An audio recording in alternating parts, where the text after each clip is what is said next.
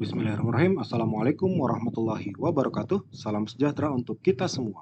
Semoga kita semua dalam kondisi sehat dan dalam lindungan Allah Subhanahu wa taala. Amin. Baik, pada pertemuan kali ini kita akan membahas mengenai ejaan yang disempurnakan edisi 5 yang baru saja disahkan oleh pemerintah lewat Kementerian Pendidikan dan Kebudayaan, Riset dan Teknologi, khususnya pada Badan Pengembangan dan Pembinaan Bahasa. Pada edisi ini, edisi 5 ini akan memperbarui atau memutakhirkan beberapa partikel yang ada pada sebelumnya, yakni pada PUEBI. Pada PUEBI disempurnakan kembali menjadi EYD edisi 5. Apa saja yang ada dalam EYD edisi 5 ini? Ada 31 komponen yang ada dalam EYD ini, dimulai dari huruf hingga tanda-tanda baca yang bisa kita lihat nanti pada penayangan kali ini. Kita mulai dari penggunaan huruf. Penggunaan huruf di sini disebutkan bahwa huruf dalam bahasa Indonesia ada 26, mulai dari huruf A sampai huruf Z. Ini juga disampaikan juga atau dituliskan juga bagaimana cara pengucapannya. Beberapa huruf yang kadang salah pengucapannya yakni huruf C. Banyak yang menyebut huruf C itu sebagai huruf C atau huruf C. Sementara yang benar adalah C, bukan C. Kata cacing dibaca cacing, bukan sasing, seperti itu ya. Jadi mungkin ini terbawa oleh pengaruh bahasa Inggris sehingga C dibaca C. Dalam bahasa Indonesia, semua huruf atau semua kata itu dibaca sesuai dengan tulisannya. Makanya ada sifat bahasa Indonesia itu konsisten. Kalau tulisannya C ya dibaca C, bukan dibaca K. Seperti berbeda dengan bahasa Inggris yang beberapa hurufnya bisa saja diucapkan berbeda dengan penulisannya. Misalkan kalau kita menulis care, C-A-R-E, maka di situ dibaca C-nya dibaca K, bukan dibaca C, seperti itu. Maka ada beberapa pengubahan. Lalu yang selanjutnya selain huruf C, di situ biasanya ada huruf F. F itu kadang-kadang disebutkan F. Ini juga terkait dengan penyebutan atau penggunaan pada beberapa daerah. Lalu ada juga huruf yang sering salah itu seperti Q. Huruf Q itu biasa disebut Q. Nah, ini juga agak kurang tepat. Yang benar adalah Q. Lalu huruf V, V itu kadang juga disamakan dengan huruf F. Nah, di sini juga ada yang salah. Huruf V itu seperti kata televisi, maka dia kalau disingkat jadi TV harusnya. TV ya. Lalu ada X, Y, dan Z. Z juga kadang-kadang dibaca Z. Nah, seperti itu. Jadi beberapa kesalahan di sini harus diperbaiki seiring dengan perkembangan bahasa. Selanjutnya, setelah penggunaan huruf, lalu kita akan berlanjut kepada huruf vokal. Dari 26 tadi yang ada di alfabet, ternyata ada 5 huruf vokal. Huruf vokal itu biasa kita sebut huruf hidup, huruf yang menghidupkan sebuah kata. Ada A, I, U, E, O ya, biasanya seperti itu. Tapi E dibagi ke dalam dua, ada E dan E. Nah, seperti itu ya. Bagaimana penyebutannya? Misalkan di sini ada huruf A, jika di posisi awal ada kata api, di posisi tengah ada kata padi, di posisi akhir ada kata lusa. Lalu di sini ada enak, petak, dan sore untuk E, tapi untuk E ada emas, kena, dan tipe. Nah, di sini ada huruf E dan huruf E seperti itu ya. Jadi menyebutkan pasar Senen ya kita harus menggunakan bahasa Indonesia. Senen itu salah, tidak. Kalau untuk pasar Senen itu nama tempat, jadi tetap disebut pasar Senen, bukan pasar Senin atau pasar Senen. Nah, seperti itu. Oleh karenanya harus diperbaiki atau harus disesuaikan dengan pelafalannya. Selanjutnya huruf I itu ada kata itu, simpan dan murni. Huruf O itu ada kata oleh, kota dan radio. Huruf U ada ulang, bumi dan ibu. Nah, di sini sudah dapat dijelaskan beberapa contoh untuk penggunaan huruf vokal. Selanjutnya huruf konsonan. Huruf konsonan itu berarti lawannya dari huruf vokal atau sisa dari huruf vokal. Ya mulai dari huruf selain A, I, U, E, O, dan E tadi ya. Ada B, C, D, E, F, G, H, lalu J, K, L, M, N, P, Q. Nah, di situ ada R, Nah, di sini huruf Q dan X itu digunakan khusus untuk keperluan tertentu. Misalkan di situ ada qari'ah, iqra, dan benua. Nah, di situ ada lagi X untuk xenon, marxisme, dan marx. Nah, di sini beberapa kata yang harus diperhatikan jika menggunakan huruf konsonan. Selanjutnya, setelah huruf konsonan ada gabungan huruf vokal. Nah, ini yang kemarin juga disampaikan. Gabungan huruf vokal itu ada monoftong. Monoftong itu berarti penggunaan dilambangkan dengan EU atau kalau kita baca seperti kata erih, sedati, dan sade. Nah, seperti itu ya. Nah, sementara untuk huruf diftong itu ada AI, AU, EI, dan OI. Nah, tapi di sini dibacanya mirip dengan huruf-huruf yang lain. Misalkan Aikido di sini dibacanya Aikido, bukan Aikido, seperti itu ya. Dibacanya seperti ada huruf Y yang setelah huruf A itu ada Y seperti itu. Lalu ada Kailan. Nah, di sini dibacanya Kailan, bukan Kailan. Nah, seperti itu. Lalu ada Pandai, di sini dibaca Pandai. Ada terkesan I-nya itu menjadi huruf Y di situ. Nah, di diftong itu maksudnya seperti itu ya. Pandai, bukan Pandai. Audit, nah di situ ada audit. AU-nya dibaca seperti ada huruf W, audit. Nah, seperti itu. Taufik pun demikian, bukan taufik, tapi ada taufik. Nah, ada huruf W, seperti huruf W yang ada di sana. Lalu harimau. Harimau juga dibaca harimau, seperti ada huruf W juga. Bukan harimau, tapi harimau. Lalu ada EI, Eigendom misalkan, atau geyser, atau survei. Nah, situ. Lalu ada OU, nah ini yang baru. Okumene, lalu ada boykot, dan ada cowboy. Nah, itu terkesan seperti huruf Y. Nah, ini adalah huruf vokal yang digabung atau gabungan vokal. Lalu selanjutnya ada gabungan huruf konsonan. Nah, di sini ada gabungan huruf konsonan. Biasanya digunakan untuk beberapa kata seperti penggunaan huruf konsonan KH, NG, NY, dan SY. Nah, di sini ada beberapa, misalkan KH dan SY itu biasanya merujuk pada beberapa bahasa asing. Misalkan di sini ada khusus, jadi ada kalau dalam hijaiyah ada huruf kha di sana, khusus, akhir, dan tarik. Nah, seperti itu. NG seperti ngarai, bangun, dan senang. NY nyata dan banyak, untuk di posisi akhir belum ada. Lalu SY seperti syarat, ini kalau di huruf hijaiyah seperti huruf shin, sa dengan titik 3 di atas. Lalu musyawarah dan arashi. Nah, seperti itu ya. Jadi memang ada perbedaan antara huruf alfabet dengan huruf hijaiyah. Untuk penyebutan huruf alfabet, untuk A itu cuma A, tapi untuk hijaiyah ada alif, ada hamzah, ada ain. Nah, seperti itu. Mengapa harus saya sampaikan sekarang? Karena memang beberapa kata dalam bahasa Indonesia itu juga ada diantaranya serapan dalam bahasa Arab. Makanya kita juga harus mengetahui dari mana atau asal muasal dari kata tersebut. Nah, banyak juga yang menggunakan bahasa Arab di sana. Selanjutnya ada huruf kapital. Nah, di sini sudah mulai tipe penulisan. Nah, di sini huruf kapital digunakan untuk huruf pertama awal kalimat. Nah, di sini ada apa? Di sini kan huruf awal kalimat, tolong, lalu kita, K-nya dikapitalkan, dan P-nya dikapitalkan. Lalu huruf kapital digunakan sebagai huruf pertama unsur nama orang, seperti misalkan Amir Hamzah, berarti A dan H-nya digunakan huruf kapital. Dewi Sartika pun demikian. Lalu ada huruf kapital tidak digunakan sebagai huruf pertama nama orang jika digunakan dalam satuan.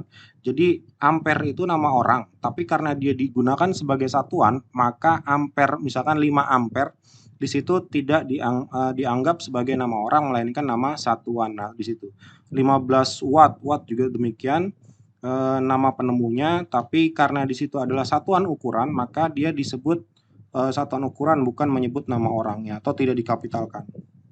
Sementara huruf kapital digunakan untuk nama orang seperti pada nama teori. Nah, tadi kan satuan. Nah, sekarang teori. Misalkan teori Darwin, teori Archimedes, dan Pythagoras. Misalkan seperti itu. Mereka adalah nama penemu dan dijadikan sebuah nama teori. Nah, seperti itu ya. Teori Darwin, teori Archimedes, teori Aristoteles, dan lain sebagainya. Jika mereka merupakan sebuah teori dan sebuah hukum, maka digunakan kapital dalam penyebutan nama mereka. Lalu huruf kapital tidak digunakan untuk menuliskan huruf pertama yang bermakna anak dari, seperti bin, binti, boru, dan van pada biasanya bahasa atau orang Belanda yang menggunakan van, kecuali dituliskan sebagai awal nama atau huruf pertama dari kata tugas. Nah, misalkan seperti ini. Abdul Rahman bin Zaini, berarti Abdul Rahman itu ayahnya adalah Zaini, seperti itu, atau anak dari Zaini. Fatimah binti Salim, Fatimah merupakan anak perempuan dari Bapak Salim, seperti itu. Lalu Indani Boru Sitanggang, nah ini Boru juga demikian. Lalu ayam jantan dari timur, ini juga demikian. Charles Andrian van Ophusen. Nah, di sini van di sini merupakan apa namanya, anak dari Ophusen. Nah, seperti itu. Salah satu pencetak gol terbanyak adalah Van Basten, tapi berbeda jika Van di sini merupakan nama depannya, seperti itu ya. Lalu selanjutnya huruf kapital digunakan pada awal kalimat dengan petikan langsung. Nah, di sini ada petikan langsung. Petikan langsung yang menyatakan bahwa itu adalah kata-kata langsung. Ibu berpesan, berhati-hatilah. Nah, di sini ada huruf karena di sini adalah pesannya atau di sini adalah kalimat langsung, maka digunakan huruf kapital. Lalu petikan langsung juga, misalkan di sini ada mereka berhasil meraih medali emas, katanya besok pagi. Nah, seperti itu ya. Kata Rino, mereka akan berangkat. Nah, di sini juga, nah di sini kenapa kata Rino? Kenapa? Karena Rino itu berkata. Jadi kata Rino berarti si yang berbicara ini mendengar Rino berkata. Berarti kata tersebut atau kata yang sekarang saya sampaikan, misalkan saya berkata, kata Rino. Nah, saya punya teman namanya Rino. Kata Rino, mereka akan berangkat. Nah, berarti kan saya tidak mendengar atau si orang yang saya ajak bicara ini tidak mendengar ucapan langsung dari Rino. Oleh karenanya dia tidak perlu menggunakan huruf kapital seperti itu. Lalu huruf kapital digunakan untuk huruf pertama dalam hal tertentu yang berkaitan dengan nama agama, kitab suci, Tuhan, termasuk sebutan dan kata ganti Tuhan serta singkatan nama Tuhan. Misalkan di sini ada Buddha, Hindu, Islam, Kristen, dan Konghucu dan lain sebagainya.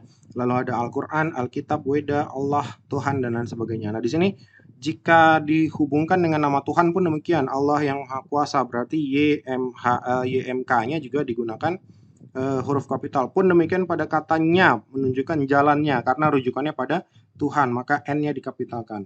Ya Tuhan, bimbinglah kami ke jalan yang Engkau beri rahmat. Nah, di sini Engkau di sini juga dikapitalkan karena merujuk pada Tuhan. Seperti itu.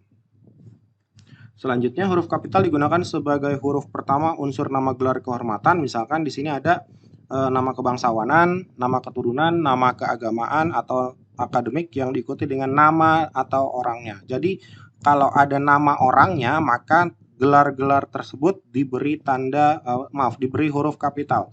Tapi kalau tidak ada tidak perlu ya. Misalkan di sini ada Mahaputra Yamin. Nah, Yamin itu namanya, gelarnya adalah Mahaputra. Teku Umar, namanya Umar, gelar kebangsawanannya adalah Umar. Begitu juga pada Laude Khairuddin, namanya adalah Khairuddin, Laude adalah gelarnya. Kiai Haji Hashim Asyari pun demikian, itu nama gelar keagamaan. Lalu Dr. Muhammad Hatta, nah di sini adalah gelar akademik.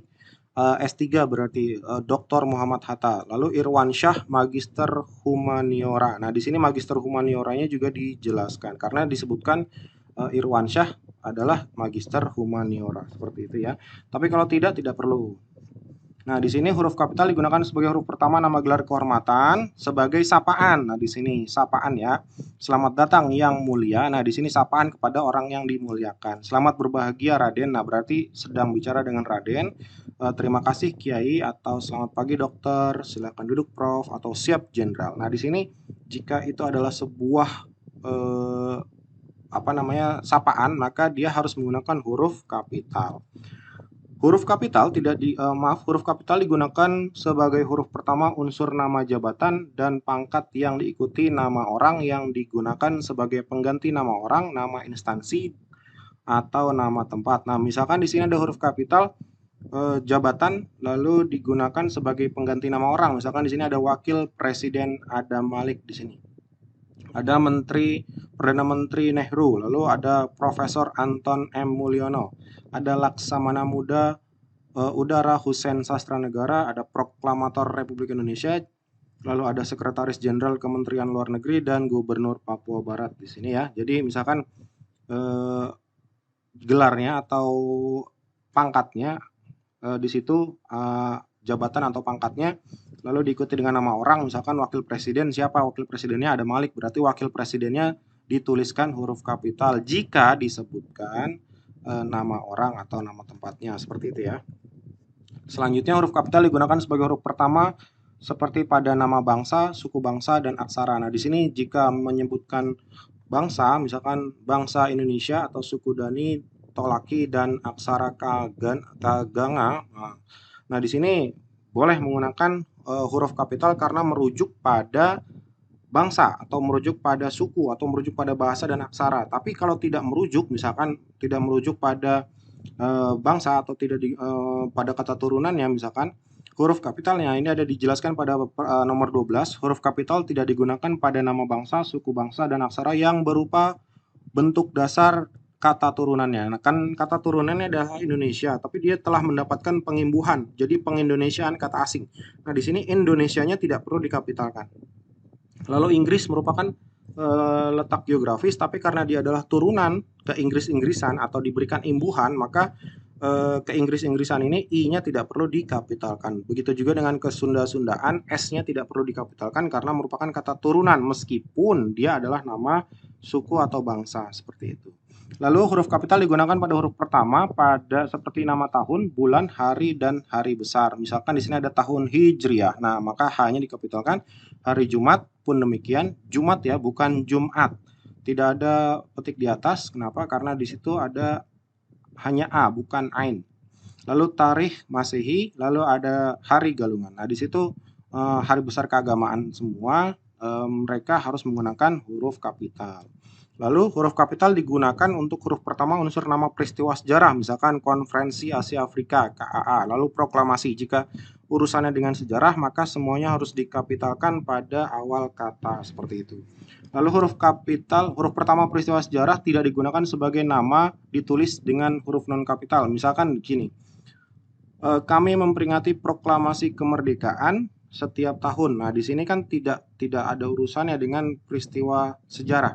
Huruf pertama peristiwa sejarah yang tidak digunakan sebagai nama ditulis karena proklamasi kemerdekaan itu tidak ditulis sebagai peristiwa sejarah di sini. Lalu Soekarno-Hatta memproklamasikan. Ini tidak merujuk pada peristiwa sejarah tadi, cuma bicara tentang Soekarno-Hatta memproklamasikan, seperti itu.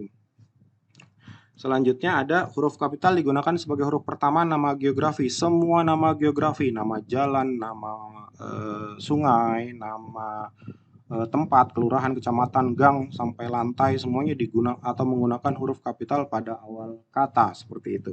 Selanjutnya huruf pertama letak geografis atau nama geografis yang tidak diikuti namanya. Jadi kalau tadi ada misalkan benua Afrika, nah kan nama benua itu adalah Afrika, nah berarti Afrikanya dikapitalkan dan benuanya juga dikapitalkan. Tapi kalau ternyata dia hanya berupa nama saja, maksudnya nama geografis, tapi tidak diikuti namanya, berlayar ke teluk, teluk apa misalkan. Kalau cuma dibilang teluk berarti dia bukan letak geografis, maka tidak perlu dikapitalkan.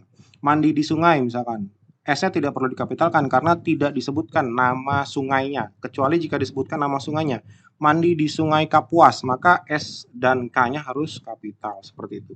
Lalu huruf pertama nama diri geografi yang digunakan sebagai nama atau jenis ditulis dengan huruf non kapital. Nah, di sini juga kalau Bali merupakan sebuah letak geografis, tapi di sini rujukannya pada Jeruk Bali.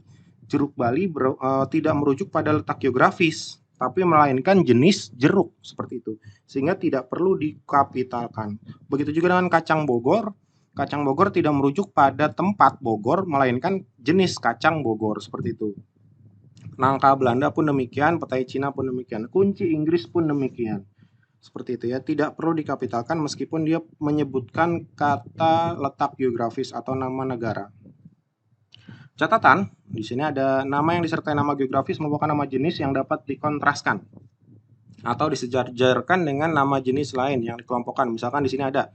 Nah, di sini tadi saya bilang ada gula aren, ada kunci Inggris, kunci tolak dan lain sebagainya. Mereka tidak perlu dikapitalkan seperti itu karena merupakan jenis yang tidak merujuk pada nama geografi. Lalu kapital digunakan jika merujuk pada letak geografi, misalkan asalnya dari Cirebon, maka ditulis batik Cirebon. Kenapa? Karena merujuk pada batik yang berasal dari Cirebon. Pun demikian pada film Indonesia itu juga harus ditulis Indonesia karena memang film itu merujuk pada Indonesia. Satai Madura pun demikian. Satai ini biasa kita sebut sate ya, tapi bakunya adalah satai. Satai Madura, kenapa? Karena satai tersebut memang dari Madura. Tari Bali pun demikian, bubur Manado, kopi Gayo, dan soto Banjar. Lalu huruf kapital digunakan sebagai huruf pertama semua kata, termasuk bentuk ulang utuh seperti pada nama negara, lembaga, badan, organisasi, atau dokumen, kecuali kata tugas. Kata tugas itu ada dan, yang, dan sebagainya ya. Di sini ada Bosnia dan Herzegovina. Nah, di sini Bosnia merupakan sebenarnya ini nama negara dan dipisahkan dengan dan, maka dannya tidak perlu dikapitalkan. Berbeda dengan Ikatan Ahli Kesehatan Masyarakat Indonesia, IAKMI-nya dikapitalkan.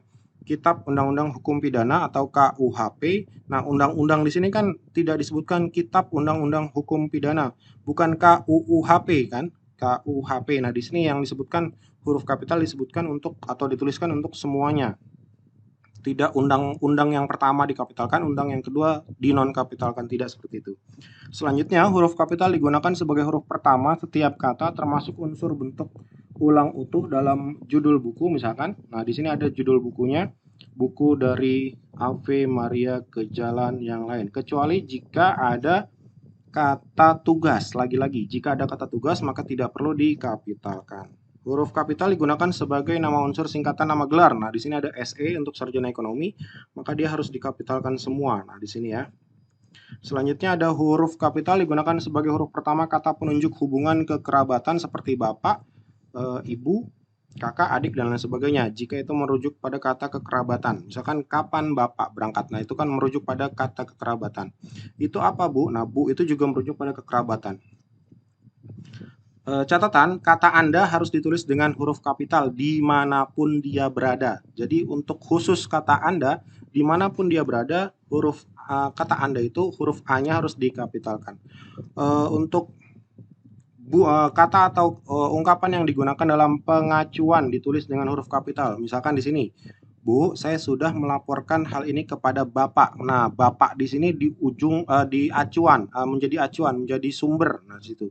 Besok paman. Nah, di sini paman juga merupakan sebagai acuan di situ. Lalu istilah kekerabatan yang diikuti oleh kata yang menunjukkan kepemilikan ditulis dengan huruf non kapital. Nah, di sini tidak perlu dikapitalkan. Kita harus menghormati bapak dan ibu kita. Kenapa? Karena dia menunjukkan kepemilikan, kekerabatan yang menunjukkan kepemilikan. Kepemilikan itu berarti punya saya, seperti itu ya. Nah, ini kan bapak dan ibu kita, seperti itu. Lalu di sini ada huruf miring. Sepertinya harus kembali dulu ke huruf miring. Nah, di sini kita kembali ke daftar isi. Nah, di sini ada huruf miring. Baik, selanjutnya ada huruf miring. Huruf miring yang tadi sempat kita lihat. Huruf miring merupakan yang digunakan sebagai untuk menuliskan judul buku, judul film, judul album lagu, judul acara televisi, judul siniar, atau kalau sekarang kita bisa bilang podcast, lalu ada judul lakon atau judul media massa yang dikutip dalam tulisan termasuk diantaranya dalam daftar pustaka. Jadi semua judul jika dituliskan maka harus menggunakan huruf cetak miring termasuk pada penggunaan di daftar pustaka. Selanjutnya huruf miring juga biasanya digunakan misalkan tadi daftar pustaka, nama judul film, judul senior dan lain sebagainya, termasuk diantaranya misalkan di sini ada sinetron Keluarga Cemara atau film Habibie Ainun, lalu ada Menteri Pendidikan meluncurkan album. Nah, di sini ada album simfoni, Merdeka Belajar dan lain sebagainya. Lalu yang kedua, huruf miring digunakan untuk menegaskan atau mengkhususkan huruf, bagian kata atau kelompok kata dalam kalimat. Nah, misalkan di sini kalian mau mengkhususkan sesuatu, maka bisa menggunakan huruf cetak miring. Misalkan di sini ada huruf terakhir kata abad adalah D. Nah, di sini ada penegasan pada kata abad dan pada huruf D seperti itu. Lalu imbuhan ber pada kata berjasa bermakna memiliki. Nah, di sini ada kata ber ditekankan atau berusaha ditekan atau menegaskan, lalu ada kata berjasa. Lalu dalam bab ini tidak. Nah, di sini juga menegaskan. Juga demikian. Buatlah kalimat menggunakan ungkapan lepas tangan. Nah, di situ ada kata lepas tangan yang dianggap sebagai penegasan. Misalkan ada soal juga, sebutkan hal yang kalian suka, yang kalian makan hari ini, atau sebutkan warna pelangi kecuali. Nah, kecuali di situ penegasan juga menggunakan huruf dicetak miring. Lalu huruf miring juga untuk menuliskan kata atau ungkapan kata dalam bahasa daerah dan bahasa asing. Jika ada bahasa daerah atau bahasa asing yang ditulis dalam rangkaian bahasa Indonesia, maka bahasa daerah dan bahasa asing tersebut harus ditulis dalam cetak miring. Misalkan di sini kita perlu memperhitungkan rencana kegiatan dengan baik agar tidak malapeh awu. Nah, di sini bahasa daerah.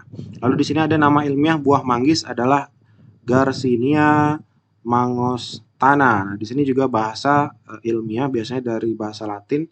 Lalu ada di sini ada ungkapan Tutwuri Handayani pun demikian, merupakan bahasa daerah, merupakan bahasa Sanskerta ya. Di situ ada istilah mensana incorpore sano, dapat diartikan dalam jiwa yang kuat terdapat di dalam tubuh yang kuat terdapat jiwa yang sehat. Nah, di sini digunakan dalam bidang olahraga. Nah, di sini menggunakan huruf cetak miring. Catatan, jika ada nama diri seperti nama orang, lembaga, organisasi, atau merek dagang dalam bahasa asing, tidak ditulis dengan huruf miring. Jadi kalau ada nama orang atau nama lembaga ditulis dalam bahasa asing, tidak ditulis dengan huruf miring. Jadi yang ditulis huruf miring cuma kata-kata saja, tapi tidak pada nama. Lalu dalam naskah tulisan tangan atau mesin tik bukan komputer, bagian yang dicetak miring bisa ditandai dengan garis bawah satu. Jadi kan kalau ditulis tangan tidak bisa kita menulis cetak miring atau ditulis miring, atau jangan-jangan tulisannya sangat bagus sehingga miring semua, maka susah untuk menyebutkan atau untuk menegaskan mana tulisan miring atau mana kata yang harus dicetak miring. Makanya jika tulisan tangan atau menggunakan mesin tik manual, maka boleh menggunakan garis bawah satu untuk cetak miring seperti itu. Selanjutnya kita kembali ke daftar isi, lalu kita bicara tentang huruf yang ditebalkan. Huruf yang ditebalkan menegaskan penegasan dalam kata miring. Misalkan huruf DH di sini ada. Huruf tebal digunakan untuk menegaskan bagian tulisan yang sudah ditulis miring. Nah, di sini kan ada yang ditulis miring, tapi harus ada penegasannya lagi. Jadi tadi penegasan, huruf miring itu penegasan dan ada penegasannya lagi. Jadi penegasan dua kali penegasan. Nah, di sini misalkan huruf DH seperti kata pada Ramadan. Nah, Ramadan kan bahasa Arab. Nah, di sini ada huruf DH yang dijelaskan kembali. Ramadan dicetak miring, lalu yang penegasannya lagi ditebalkan. Tidak mendapat. Nah, di sini ya. Lalu kata et pada ungkapan ora et labora berarti dan. Nah, di sini ora et labora merupakan bahasa asing. Lalu dalam bahasa asing tersebut perlu ditegaskan kembali, maka penegasan dalam bahasa asing tersebut menggunakan huruf tebal atau ditebalkan.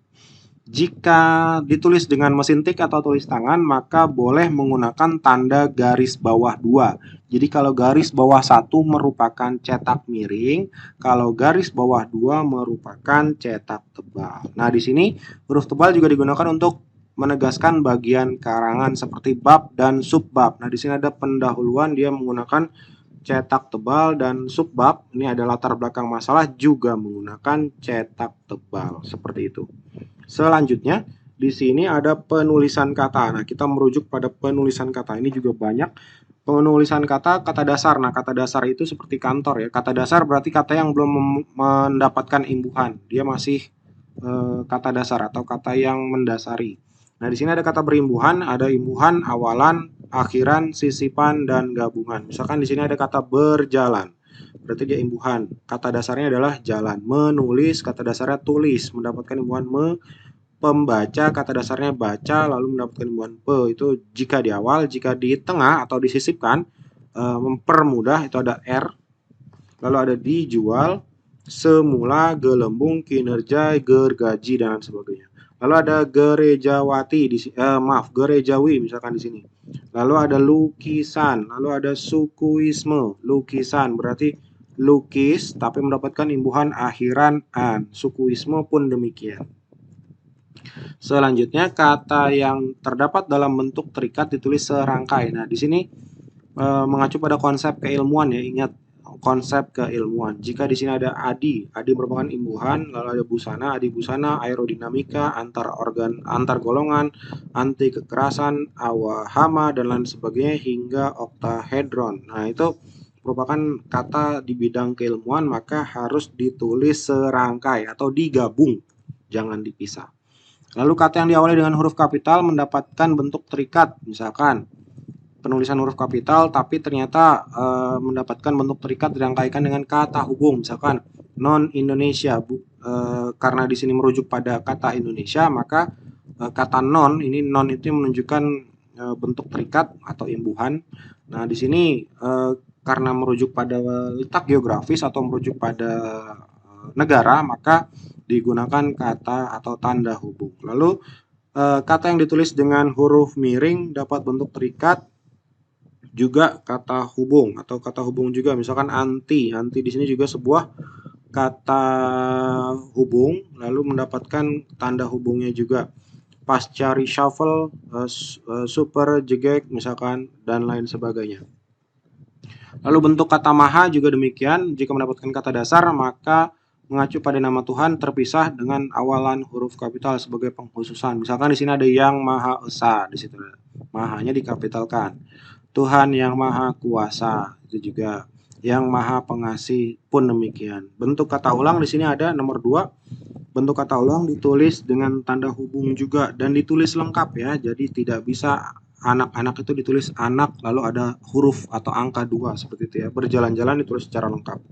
Selanjutnya ada bentuk ulang gabungan. Jika ada gabungan misalkan kapal barang tapi kapalnya itu banyak, maka kapal-kapal barang, bukan kapal barang-barang, seperti itu. Kereta api cepat, karena keretanya banyak maka kereta-kereta api cepat, seperti itu. Rak buku, karena raknya banyak maka rak-rak buku. Demikian juga pada surat kabar. Selanjutnya kita kembali ke daftar isi huruf. Sekarang kita fokus ke kata depan. Nah, di sini ada kata depan. Nah, di sini sih yang sering salah. Kata depan di, ke, dan dari ditulis terpisah dengan kata yang mengikutinya. Jika ditambah dengan kata tempat, maka di harus dipisah atau tidak ditulis serangkai. Di sini misalkan kata di spasi mana. Nah, mana itu kan merupakan kata tempat.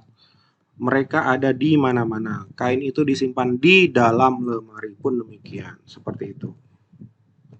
Selanjutnya ada partikel. Nah, di partikel juga banyak, ada lah, kah, tah, pun. Di sini ada ditulis rangkai ya. Jika ada kata lah, misalkan bacalah, lalu tanganilah, lalu ada siapakah atau apatah dan lain sebagainya. Pun demikian pada pun. Untuk pun dipisah, tapi nanti ada pengecualian ya.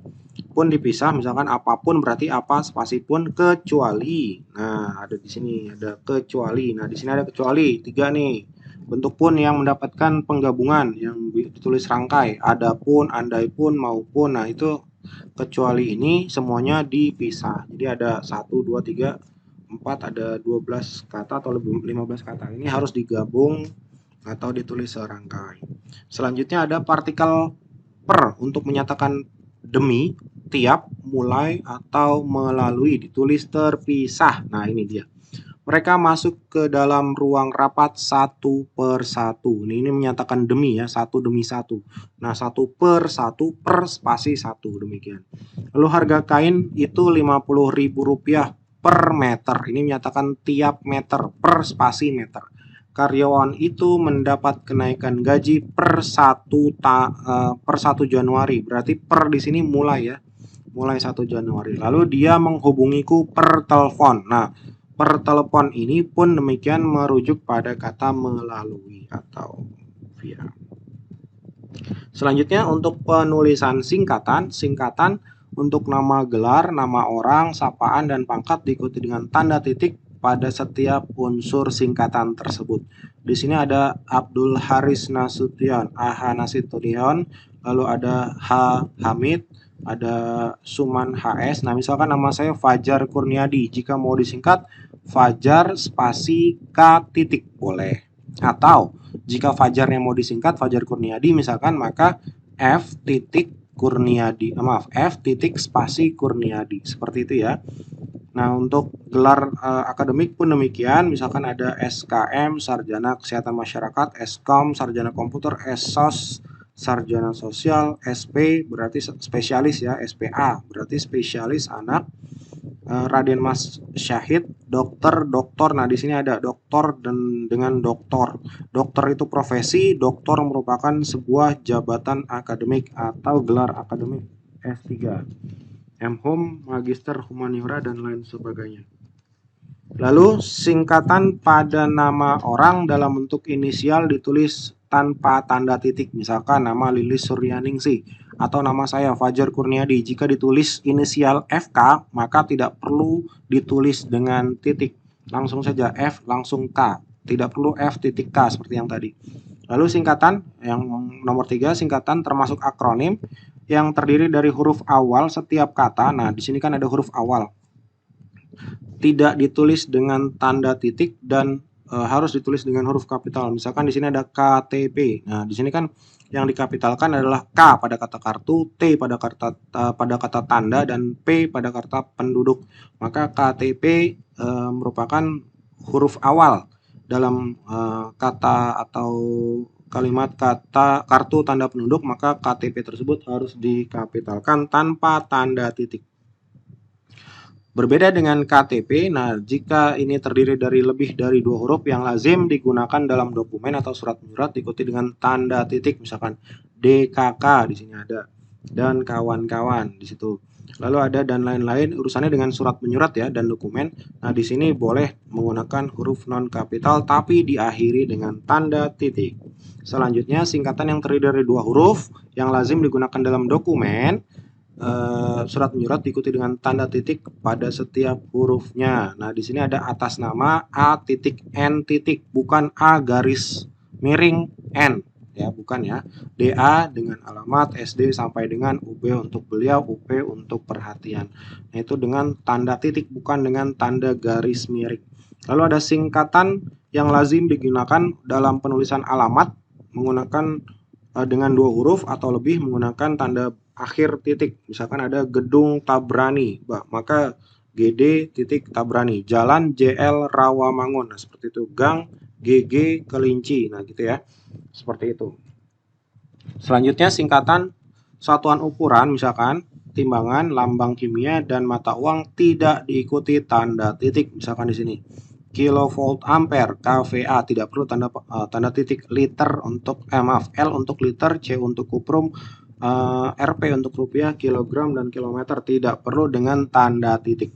Lalu akronim nama diri yang berupa gabungan huruf dan gabungan suku kata ditulis serangkai tanpa menggunakan huruf kapital, cuma di awalnya saja. Misalkan Bappenas, Badan Perencanaan Pembangunan Nasional, huruf B-nya saja. Kenapa? Karena dia menggunakan suku kata, tidak seperti KTP tadi.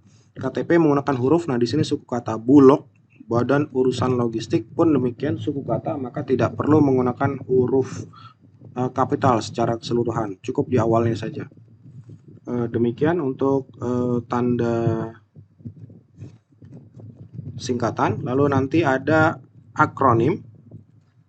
Akronim itu hampir sama seperti tadi yang singkatan tadi, sudah sama sepertinya tadi sudah kita bahas tentang akronim. Lalu ada angka dan bilangan. Nah, di sini ada angka dan bilangan. Angka dan bilangan itu ada angka Arab itu 1 2 3 4 yang seperti kita biasa gunakan. Lalu angka Romawi biasa disebut atau biasa ditulis dengan I atau II atau garis 3 dan lain sebagainya. Lalu ada bilangan teks. Jika ada bilangan teks dinyatakan dalam satu tulisan huruf. Bilangan dalam teks yang dapat dinyatakan dengan satu kata tulis dengan huruf, kecuali jika digunakan secara berurutan seperti dalam perincian. Nah, di sini misalkan mereka menonton drama sebanyak 3 kali. Nah, di sini kan dapat ditulis dengan huruf. Koleksi pribadi saya lebih dari 1000. Nah, di sini 1000 tidak mungkin 1000 atau ditulis 1000 seperti itu. Di antara 72 anggota yang hadir 52. Nah, di sini penegasan. Ada penegasan berapa yang hadir. Selanjutnya untuk angka digunakan untuk menyatakan ukuran seperti ukuran panjang, berat, luas, isi dan waktu, serta B nilai. Nah, di sini ada ukuran misalkan 0,5 cm, lalu ada 5 kg itu kan ukuran, maka ditulis seperti ini. Lalu ada 1 jam 20 menit 7%, 100 yen, lalu ada 3,50 US dollar, 5.000 rupiah dan lain sebagainya. Ditulis seperti itu angkanya. Lalu bilangan berupa angka pada awal kalimat terdiri atas lebih dari satu kata didahului seperti kata sebanyak, sejumlah, sebesar diubah dalam susunan kalimat. Misalkan ada sebanyak 2.500 seperti itu ya. Jadi kalau ada kata sebanyaknya maka disebutkan angkanya seperti itu.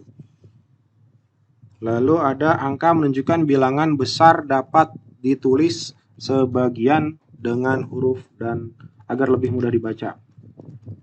Sebanyak 500.000 dosis. Nah, kalau kita tulis 500.000 dengan bilangan, maka itu akan sulit dibaca, atau terlalu panjang, maka boleh ditulis dengan tulisan RIBU. Nah, ini juga pada bantuan 90 juta. Kalau ditulis 90 juta berarti kira-kira nolnya ada 6 ditambah 1 berarti 70. Nah, ini akan repot sehingga boleh ditulis dengan juta seperti itu. Apalagi 50 miliar, 55 miliar itu juga akan membuat penulisannya jadi panjang sehingga boleh ditulis langsung miliar. Lalu angka seperti nama jalan itu ditulis seperti ini, langsung ditulis, tidak perlu menggunakan bilangan, langsung saja angkanya. Lalu angka digunakan untuk menomori bagian karangan dalam kitab suci, misalkan bab 2, pasal 3. Nah, itu angkanya ya, seperti itu ya. Lalu yang ke-8, penulisan bilangan dengan huruf seperti dalam perundangan-undangan, akta dan lain sebagainya ditulis dalam seperti ini. Misalkan bilangan utuh ditulis secara sendiri, misalkan 12. Tapi kalau nanti mungkin ada bilangan yang, nah di sini ada bilangan yang setengah atau per, ada bagian pernya. Misalkan setengah atau seperdua. Nah, di sini ditulisnya seperti ini, 1/2 seperti itu ya, dikecilkan. Seperti itu. Selanjutnya ada penulisan bilangan tingkat yang menunjukkan angka Romawi gabungan awal ke, misalkan di sini angka Arab atau huruf. Nah, di sini misalkan ada abad 7. Tapi kalau ada ke-nya berarti 7-nya itu berganti menjadi angka Arab seperti itu, bukan angka Romawi. Tapi kalau ditulis dengan Latin atau ditulis dengan alfabet, maka abad ke-7 seperti itu. Perang Dunia II. Nah, jika Perang Dunia seperti itu ditulis langsung dengan angka Romawi, tapi jika ada ke-nya maka jadi angka Arab seperti itu ya. Lalu penulisan angka pada akhiran bilangan an dengan tanda hubung ya. Jadi kalau 5.000 5.000-an misalkan, uang 5 lembar uang 5.000-an. Nah, sebelum kata an itu harus ditulis dengan tanda hubung seperti itu. Lalu bilangan seperti terdapat dalam peraturan perundang-undangan, akta atau kwitansi dapat ditulis dengan angka yang diikuti dengan huruf. Nah, misalkan supaya tidak repot atau supaya tidak salah baca, maka harus ditulis bilangannya juga, angkanya juga, dan penyebutnya atau pembilangnya. Misalkan 200 juta, di sini ada 200 juta disebutkan atau dituliskan angkanya, dituliskan juga penyebutannya dalam Latin seperti itu. Lalu ada bilangan yang digunakan sebagai unsur nama geografi ditulis dengan huruf secara serangkai. Nah, di sini misalkan ada kelapa 2. Di sini kan letak nama geografi, tapi di sini 2 di sini merujuk pada letak nama geografi, bukan kelapanya ada 2, tapi ini kelapa 2 ini nama tempat seperti itu ya. 50 Koto itu juga nama tempat. Raja Ampat, Ampat ini merujuk pada bilangan, tapi karena dia merupakan kata tempat atau nama geografis maka ditulis serangkai seperti itu. Selanjutnya yang ke-15, jadi videonya akan dibagi ke dalam 2 bagian, yakni 15 edisi atau 15 bahasan. Selanjutnya kita akan bicara tentang kata ganti. Kata ganti, misalkan kata ganti ku untuk menyatakan aku, kau untuk menyatakan engkau, itu ditulis serangkai ya. Misalkan bukuku, bukumu, misalkan bukunya, nah itu ditulis serangkai. Kau baca juga demikian ya. Sedangkan kata ganti kau yang merupakan bentuk terikat ditulis terpisah dengan katanya jika ditulis terikat dengan kata lain, misalkan kata lainnya itu tidak merujuk pada benda ya. Misalkan aku ingin kau bersungguh-sungguh, bukan seperti tadi bukumu, itu kan buku kamu. Tapi kalau ini bukan. Kau masih muda, Bung. Nah, di sini merujuk pada bukan benda. Nah, di sini sebaiknya kau mengurus adikmu saja seperti itu. Nah, baik, untuk pembahasan kali ini kita akan hanya berfokus pada nomor 1 sampai 15. Nah, nanti pada video selanjutnya akan dibahas mengenai aturan dalam ejaan di nomor 16 sampai 31, yakni pada kata sandang sampai tanda baca apostrof. Demikian apa yang dapat saya sampaikan hari ini, semoga bermanfaat. Terima kasih. Wassalamualaikum warahmatullahi wabarakatuh. Salam santun, salam akademisi.